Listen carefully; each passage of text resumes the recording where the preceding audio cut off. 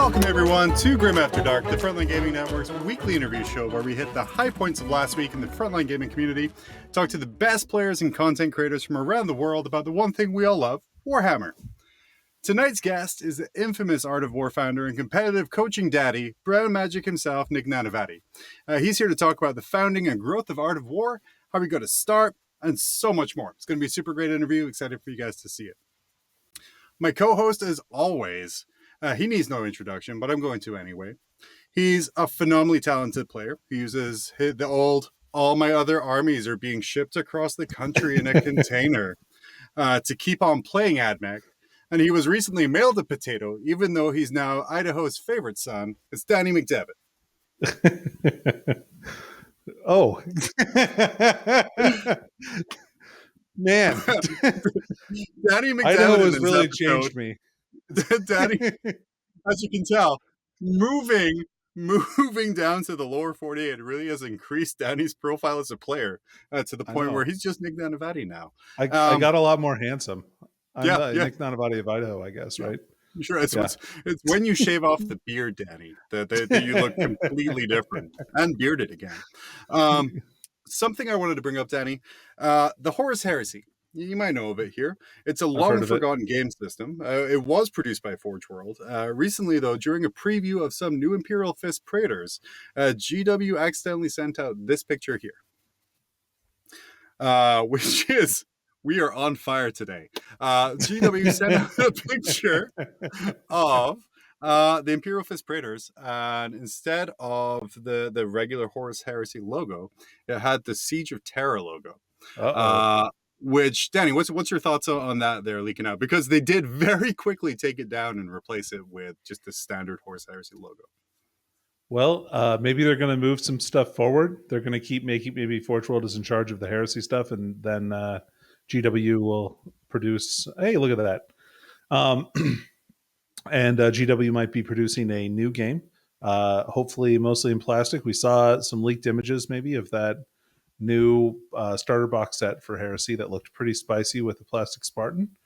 Yeah. My favorite Spartan story, and I know you know this one, Danny, is the day after I sold Frontline Gaming Network personality Peter the Falcon, my old resin Spartan. The Duke. That picture was leaked. The Duke himself. Right. That picture was leaked, so he has now an original resin Spartan when he could have had things on happen. The plus side, John, he can beat somebody to death with that Spartan, and he's it's a very dangerous weapon. Thing weighs like 20 pounds. Genuine Forge World, so solid as a brick. It's very dangerous, and don't inhale it, otherwise that's going to be real bad for you too. Danny, I want to move on. I know this is turning into a weekly bid now. Black Templars are coming. They're awful. I really I want to let people know. In fact, it's not even a bit. It's just a little bit of truth. Black Templars are possibly the worst Space Marine faction ever. Yeah. This guy here, overcompensating much. This worst, terrible flamer. He has his flamer attached to his wrist like a child needs mittens attached to them because he'll lose it otherwise. This is how bad Black Templars are. So just weekly reminder, Black Templars are awful. Your book's going to be trash, but it's deserved. Danny, what are your thoughts on Black Templars? Well, I mean, I think you summed it up pretty nicely. It's a trash codex for trash people, and you can definitely tell a lot about somebody if they stick those Black Marines down on the table. Just not a good person. And if you love Black Templars, make sure that you have this show open on Twitch, Facebook, YouTube, and just mute it. But leave it all running and then download the podcast from where all good podcasts are found, because we would super appreciate that. Mm-hmm. I've got that off my chest. I feel better now. I think it's even in sort of like the style guide here. The Black Templars are awful. Don't worry about it. You don't need to see that page. I can't believe that made it onto the one page of FGN style guide like that. Black page Templars are trash. Yeah. Page 1. That's just how it is and how it has to be. One last thing I want to touch on here, or another thing I want to touch on here, because I have even more bad jokes after this. Tabletop Inquirer, our weekly favorite, Danny, voice of the audience here, as always. Tabletop Inquirer came out with this great, amazing meme for Aaron Dembski-Bowden. We sat down with Aaron Dembski-Bowden, and he demanded to know how he got inside his house. I don't know why this super spoke to me. And I thought this was like a really, really funny bit. And it got even funnier once producer Val showed us the top comment to this one here, which was literally Aaron Dembski about and saying, look, I don't want to look at my face on things I subscribe. Please, please don't. Which is my new favorite thing. Penises, his own face. I was going to say, at least he doesn't have to look at all the dick pics anymore. Like, he's got something else. I would rather look at my... Yeah.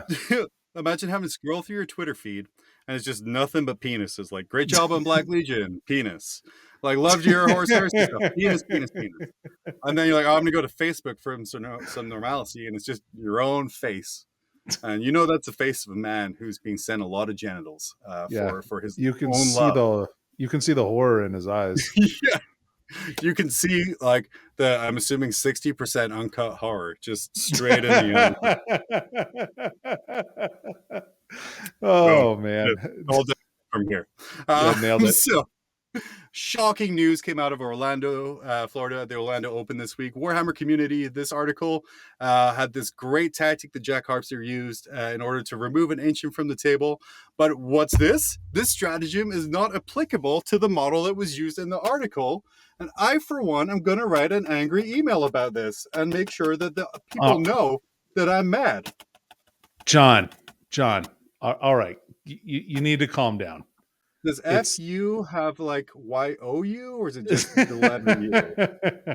Let's not like get out the pitchforks and the torches here. Like, obviously, I don't have enough space. Did you not read like what actually happened? Like, or are you just going to pillorize the guy?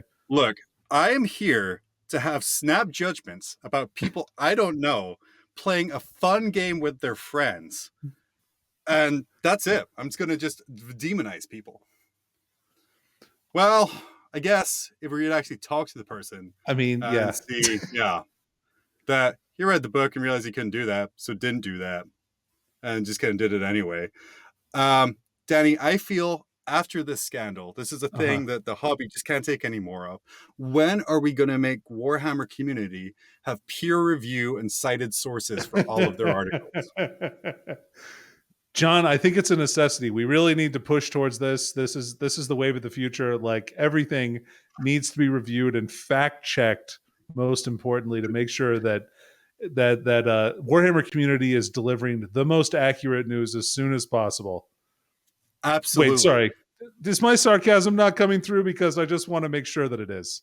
So that, like, we're in this weird phase, like coming out of COVID, everyone was like locked in their basements and not with their friends playing Warhammer this time. And then it seems to be like the slightest little thing that comes up or happens explodes into this mega scandal. Like, I swear, if there was like some kind of like reverse genie thing where like because I know as a player, like on Saturday, I went to an RTT, I was playing our friend Taylor, Taylor. And he was like, hey, what's the AP of a Plague Burst call? And I'm like, oh, it's 3. And he's like, no, are you sure? And I looked up, I was like, oh, no, it's 2. Now, imagine if me saying that had turned into like this giant Facebook thread of, oh, what a terrible person. And it just, I don't get it. I don't get it. That's... Yeah. I mean, people make mistakes. But the thing is this Jack didn't even make a mistake. Literally, he like, it was just... Like, he told them of a neat idea, like, and then they're like, you can't do that. He fixed it, played the game the actual real way, and then people still like had a freaking heart attack about the way that he fictionally play. I don't know. Like, it's so dumb. Well, people need to get a freaking grip. People are dumb, and a lot of people seem to forget that regardless of what this is a hobby we all enjoy, where we're playing with tiny little plastic spacemen. And rolling dice instead of making pew pew sounds, or including making pew pew sounds. I know I do. Talking about people who the internet overreact to at times. Danny, why don't you introduce our guest today? Oh man. So you guys may know him you probably know him from like everything, right? So it started with the Brown Magic, moved on to a partnership with, not the Fast and the Furious. Although family is important to him, the Art of War family. Anyway, perennial tournament champion and and unarguably one of the greatest players of 40K ever.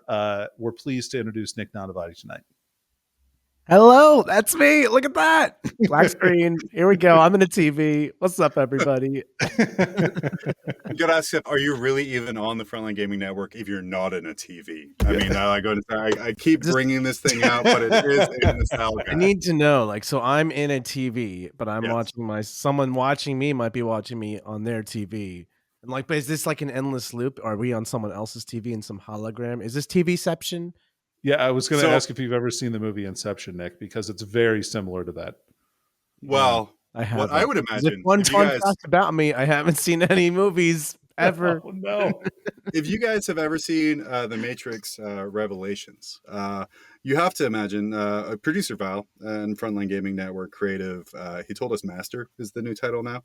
Has a new home with a what he calls a Heffel hut. But Danny, I think you have a much better name for it. The Valatorium. The Valatorium.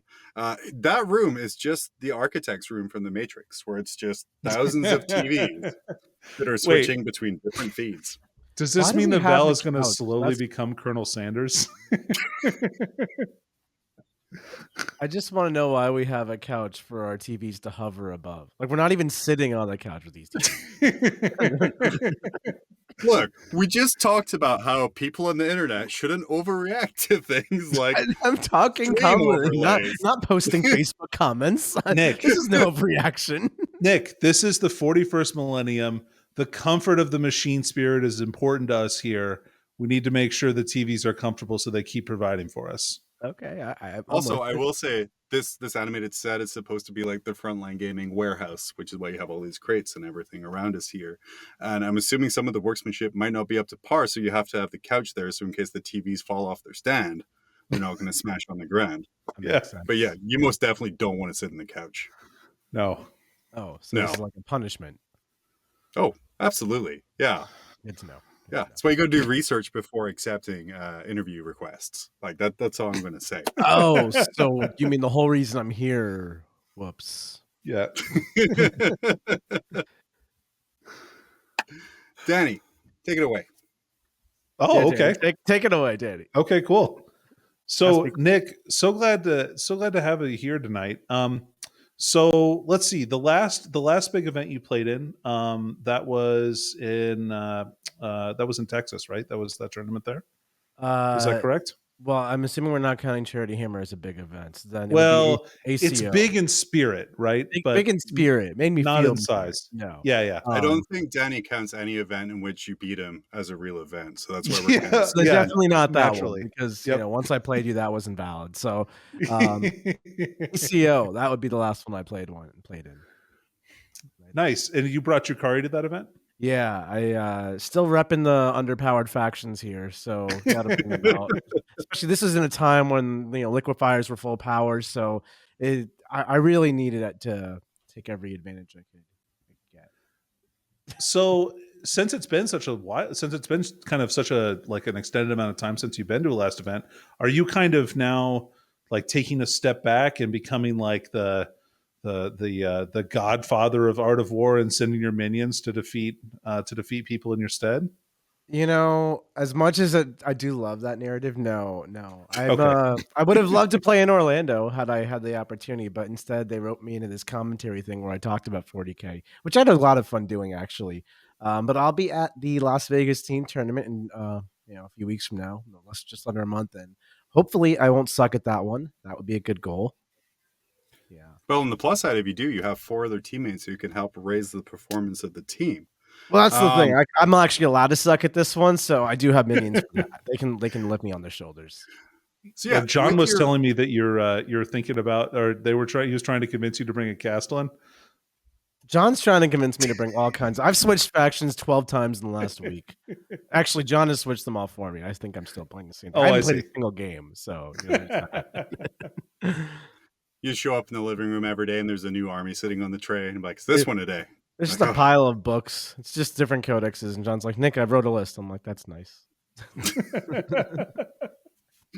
So kind of like jumping off of what Danny said there, comparing you to some kind of like Rita Repulsa 40K where you send out your kind of minions to the different areas to really kind of win tournaments. You've got to step back a little bit from where you were. Like a lot of people knew you from coming in, getting some major wins, and kind of going heavy on the meta chasing. And that isn't so much you anymore. So tell us what happened there. I think that's life for me in a way. I played 40K for 17 years. I've been doing it now professionally for about 3. In those 17 years, I just enjoyed it as a kid. I just played 40K as like a 12-year-old would. I played it more seriously in my more early adult years. I went to all these tournaments and started doing well, chasing the meta. I did really well.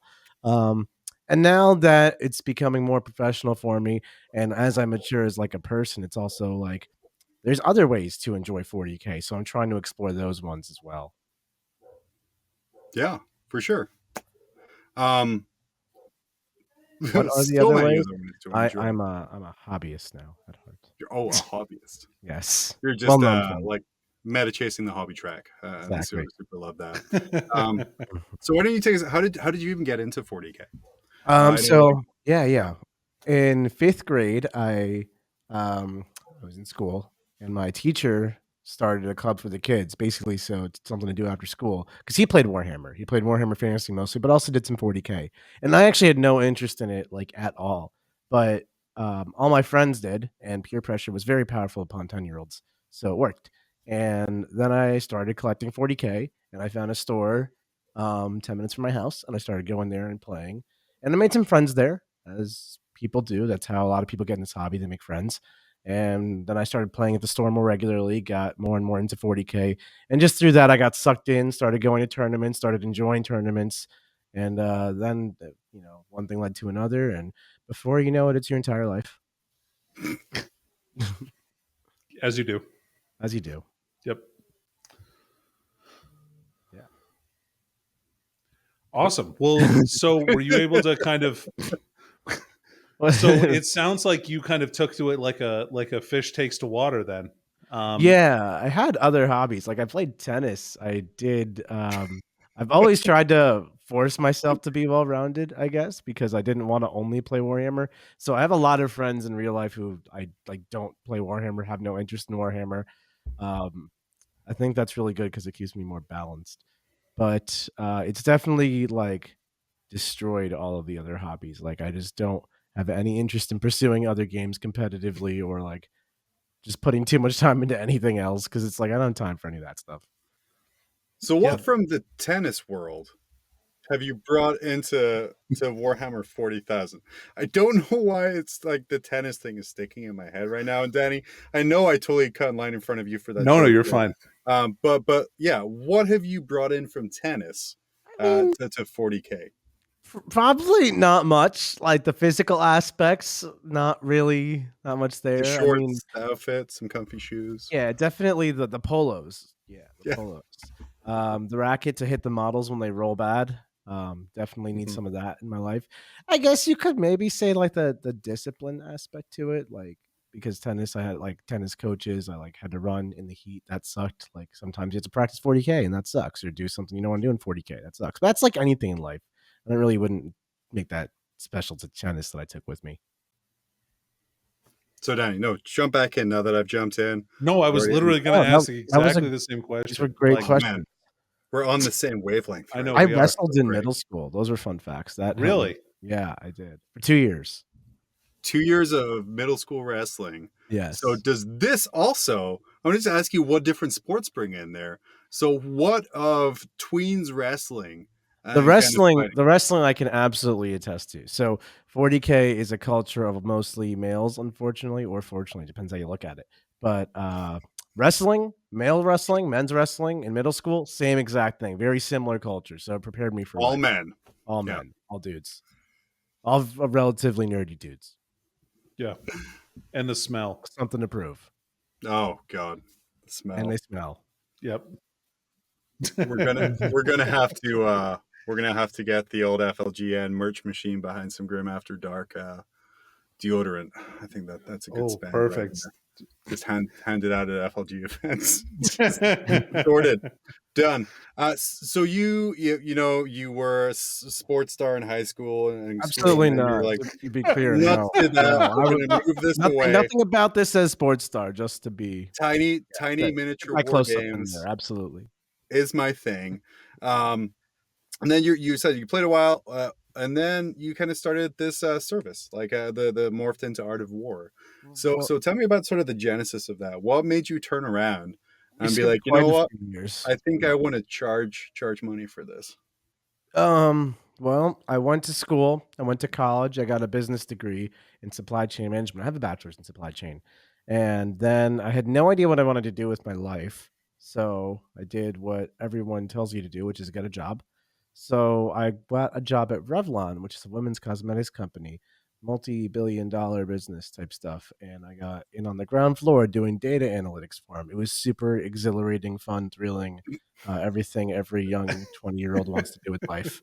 So it's plugging and chugging away like an Excel monkey, as one does. You know, the 2s and 4s aren't going to count themselves. Auto sum is important. And a couple of years on that grinds on your soul, makes you really question everything.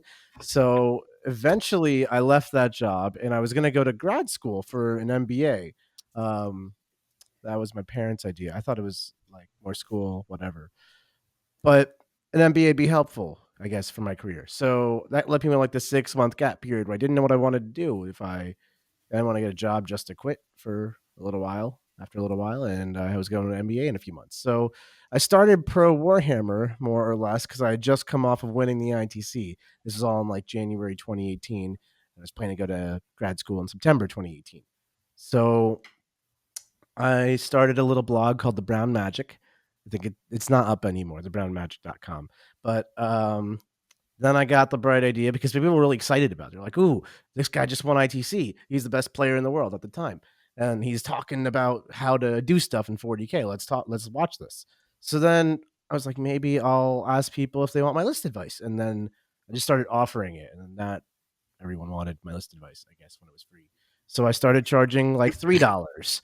And everyone still wanted my list advice at $3 apparently, which no one had done before to my knowledge. No one selling 40K advice. So I kind of took a gamble on if I'd be like just blacklisted from the community for even doing the idea. And some people did. Some people to this day really hate the concept of charging people for 40K advice, but whatever. So then Cut from in here. $3, yeah. How much of that kind of like pushback that you're getting, and by the way, I was actually just writing down the new tagline for Stat Center is plugging and chugging, because I really enjoy that line. But how much of that pushback that you're getting do you think is just people who are genuinely unhappy, or people like a little bit of jealousy towards like people actually paying you to do something you love? I mean, it's hard to say because I can't put myself in anyone else's shoes. I think there's definitely a lot of people in the world. So some probably just don't like what paying for 40K is, what it represents, or they're just against that concept. And some of them probably are a little jealous to a degree. But who am I to say what your motivations are for people I don't even know? It's fair. So anyway, sorry, cut in there. Keep on. No, but yeah, so I went from let me see if someone wants to my list advice to let me see if someone will pay for list advice to oh wow, a lot of people are paying for my list advice. I was writing lists in Starbucks for like 10 hours a day, just writing lists. And I went to $5 and then $10. And that's really how it all got started. One dude came up to me and just messaged me on Facebook. He's like, I'd like to pay you, I think it was like $300 or something for 3 months of personal coaching for an event I'm going to. And at the time, I was like, this is unbelievable. I can't believe someone wants to do this. And that became quite standard, I guess. Yeah, absolutely. So how did you take that from kind of like you progressively charging more for lists until people stopped and it was like a manageable level, to adding more and more people and kind of growing it as a business? Over time, I definitely learned that I learned a lot about business. I went to business school. I've always been interested in business. And this has always been somewhat of a dream of mine. I'm sure it's a lot of dream for a lot of people in a way. Turning your hobby and something you love doing into something that can actually financially sustain you. So you don't have to go into the big scary real world and do something you don't want to do. So the fact that it was taking off was really, hey, I actually could do this. I'm already here. Let me keep on doing it. That's when never let me kind of lose motivation about doing it because it was it would have been so easy to quit. No one thought it would work. Um, but getting more people was going to be the answer because I always knew in the back of my head, Nick, are you going to be trying to win ITC when you're 56 years old? I really hope not. Do something better with your life. So I needed to figure out a better life plan, I guess, something a bit more sustainable. And then with that also, it's like there's only so many hours in the week. How can I possibly do this on a dollar per hour basis if I ever want to grow past that? And that's that I needed to grow past that if I wanted to make this a sustainable model. And no matter which way you slice that cake, it ended up with more people need to get involved. So that just became a goal of mine, is look out for talent. You know, Nick, it's amusing to me that they tried to use the tattoo defense to like kind of make your career seem a little bit like less valuable. Like, oh, is that going to be a good look on you when you're 55 years old, kind of a thing? Like, Yeah, unbelievable. Okay, cool. I mean, right, you can right. do whatever you want. I think it's really awesome the way that you've turned this into a business and like made like your passion also made it into a pretty successful business. It's pretty amazing. You guys have how many coaches now? I honestly, off the top of my head, I don't really know. I mean, that's 10. It's not like some ludicrous number. Yeah. But enough that I can't just call it necessarily. 37. 37. Just call it good. Yeah, we'll leave So that many. there. Yeah. So how was it that you assembled? Like, how did you find the people? Was it just kind of people you were close to? Was it like people recommended to you? How did you go out and kind of source these people? Because Oh, as the person who kind of like started the business, like you're looking for amazing players who can be amazing teachers, but also people who can represent you in a way that's not going to detract. yeah, that's something I've learned over the years the hard way, unfortunately. I have a team. You guys might be familiar. I like my team now. These guys are great. This wasn't the first team I had. Like at first, I would just kind of say yes to everybody. It was a terrible mistake I made, series of mistakes. But the idea was I am fumbling through this as a novice trying to make ends meet here, and some people have ideas and want to help. So let me just see where that could go. And that got me in all kinds of situations with people and partners who didn't have the same visions and goals as me, and things didn't align, and long term it didn't work out necessarily. And not to say anything bad blood or bad people. No, it's just that's how life works sometimes when you rush into stuff. So over time I've kind of been on the lookout for people who have the same core values as me, especially in terms of 40K, for 40K coaches and whatnot. And one thing I value super highly is integrity and sportsmanship in the game, and like above and beyond integrity and sportsmanship in the game, like to the point where you will go out of your way to help your opponent to make sure that it's an above board game. Don't, if you think you can get away with it, if you're asking that question, like that's not good enough. Don't ask that question. Kind of level of integrity. So trying to find people like that, and then of course finding people who are like, yeah, I actually am interested in like potentially uprooting my career to do professional 40K. That's not easy. But It's a hard sell. but if you hang out enough 40K tournaments, you do meet a lot of 40K players, so you find a couple. Yeah. Looks like we also have a question here. So we love Warhammer. It's great. I know Danny and we've been podcasting now for 5-6 years. You obviously turned Art of War into a business, and it's kind of your income, and you're out doing helping things. What are the downsides of making a business out of the hobby? You do lose your passion and love for it to a degree. Like part of why I'm not playing as meta chasing and as that is because, in a way, I did that for so long, especially when I was doing full-time coaching. I had like 40 some coaching clients. I was just in and out, eat, sleeping, breathing the competitive aspects of the game. So you lose that over time. You lose your love and passion for it, but you develop it in different ways. So it's a silver lining. You find new ways to love your hobby, but it does sometimes feel like work. Like when your hobby feels like work, you just don't do it. Yeah. But when your hobby that is your job feels like work, you have to do it. So it kind of that sucks. It's like it's too grindy at times. But I mean, then I think back to plugging and chugging, as you like to say, John. I think back to plugging and chugging Excel, and I'm like, I will never go back. Like I love this life that I live now compared to what I lived before. What would be plugging and chugging was what you did with shampoo-based products for Revlon. It was mostly nail polish and lipstick, actually. Oh my gosh! I still have a lot. If you would like some, you have samples. I have many. Yeah. It was the stuff that wasn't good enough to sell, so they just gave it to me for free. But I have a lot of it. You just turned a couple ones into zeros on the spreadsheet. It's fine. Statute of limitations. Well passed on that one there. Exactly. But what would be like a similar plugging and chugging thing you have to do for Art of War? I'm sorry. What was the Like, plug-in what would be chugging? like a similar thing you'd have to do for Art of War that you would consider to be like plugging and chugging? Oh my god, there's so much. Like the fun part of this job is the talking about Warhammer. The not fun part is the part you don't see. Like John Lennon, God bless his soul, the emails this man answers, like someone has to maintain that contact email address. And there's a lot of stuff that goes through there. Um, that's just mindless plugging and chugging a lot of time.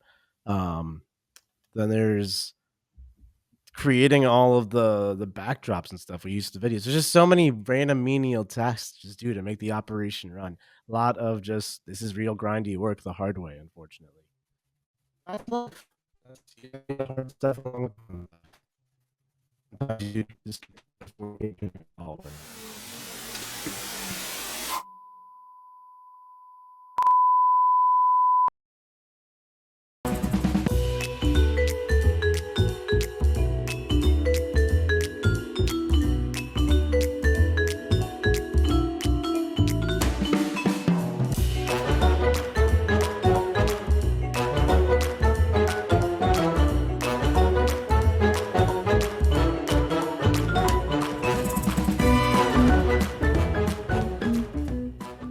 Man, I want to thank Nick Nanavati for the last 15 minutes. If you ever wanted a comprehensive way to win every single game of 40K, Nick just laid it out step by step, line by line, for free about how I can win GTs. Danny, how you can win majors. It was just phenomenal time. That was easily a $1,500 retail value that he provided to us for free. So yeah, for free.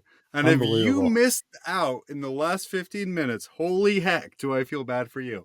Yep. I also think this is a great time for us to point out, Danny, that our editor, Tyler, who fixes so many of our mistakes, adds so much to our show. It's his birthday today. Wish him a happy birthday, guys. Happy birthday, Tyler. I know we've just given you the greatest present we can think of. So, Nick moved on, as you will to do. Danny, how are you doing? Let's ask each other some questions. Let's round this out on a happy note here. Yeah, John, I'm doing great. Let me just get to my questions here. Perfect. Yeah. We did lots of research.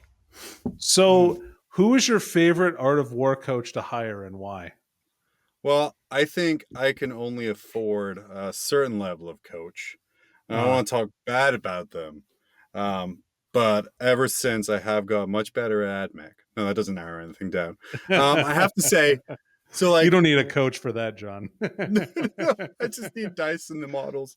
Yeah, that's not true. There was a local player up here who went 0-3 a bunch with AdMech. Oh, wow. The greatest enemy of the AdMech.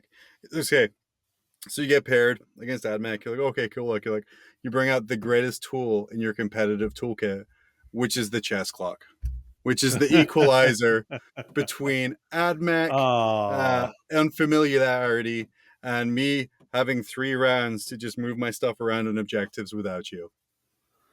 Yeah, that's fair. Yes, that is it. But no, I like a lot of them. They all offer like different things, and it's super strange kind of like seeing them all and kind of in what they do. I really enjoy Brad Chester a lot. I think that man is very surly in a way that I would appreciate, I think, his coaching. Yeah, and I like how you equated him to one of the 7 dwarves. I did. Surly, that's a dwarf, right? So Surly, the most famous of the dwarves. Yeah, absolutely. Okay, Danny, let me pull from my prepared questions here for you. Okay, yeah, please. Were you ever concerned just kind of upping and quitting your Revlon job and just going all in on Art of War? Well, let me tell you, it wasn't an easy decision for me to make. First of all, I have a passion for Revlon. I always have. They've been near and dear to my heart for a long time. And, even though that job was a lot of plugging and chugging, trademark stat center. Trademark stat center. I really felt sad leaving that position behind. Yeah, no, I totally get it there. But of course, you had to move onwards and upwards. And then, that was a fantastic Danny-based question that I for sure got a Danny-based answer from. That is quite fantastic. And looks like someone came back for more. Oh Nick, man, we were just saying that this during the last 15 minutes, you laid out step by step how to win every single game of 40K that you ever played. And if you missed those 15 minutes for whatever reason, you would have missed out totally. But you're back. We're from the technical issues. Welcome back, Mr. Nanavati. He is not back at all, but we're going to keep his beautiful face on the screen. We're going to go. I love this. I think this is like my favorite episode now by far. Yeah, this is the best. Hey, I guess we could do the Nick.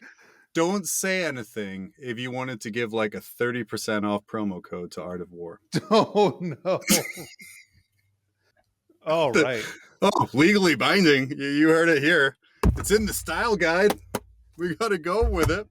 Hey, I learned about that this week. It's not actually legally binding unless there's an offer and acceptance. No, I have to say, at Charity Hammer, you did, like, when all else fails, just S-Talk Seth. You did give a free year of coaching to Seth. I did, but that was denied. He's missed.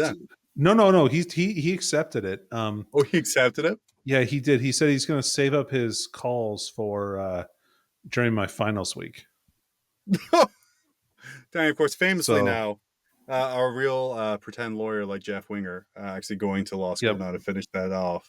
And so, yeah. So now during your finals week of possibly the most important year of your life, you're going to have to teach Seth how to play Warhammer. Yeah, the joke's on him. The calls are only 5 seconds, so it's not going to last very long. I mean, it's like a minute or two that I'm going to have to be on the phone with him.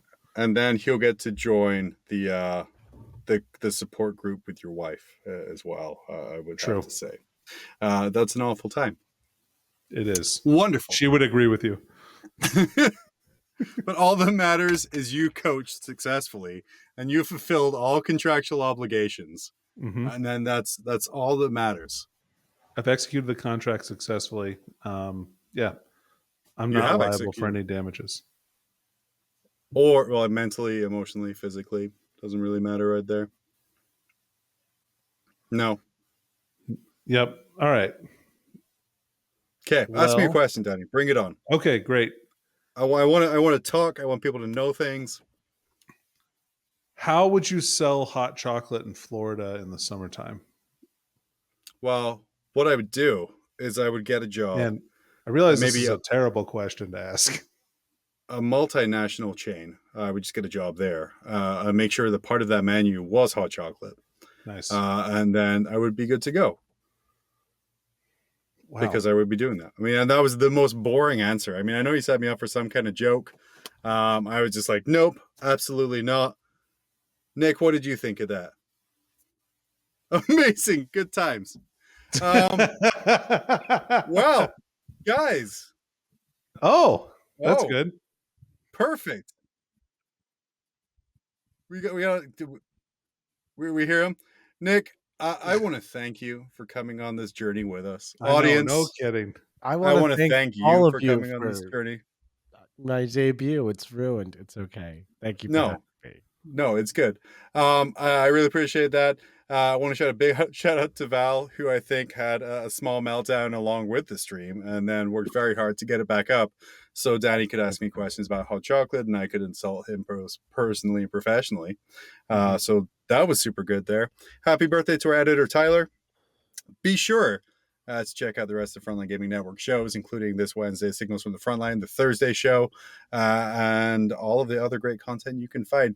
Nick, you came on. You're halfway through a TV. Why don't you tell us about all of the great services you offer? Yeah, if you want to become part of the most awesomest community ever, where we teach you how to get better about Warhammer, and you get to hang out with some of the coolest, almost awesome Warhammer players there are, like Brad Chester, John Lennon, Richard Siegler, myself, obviously.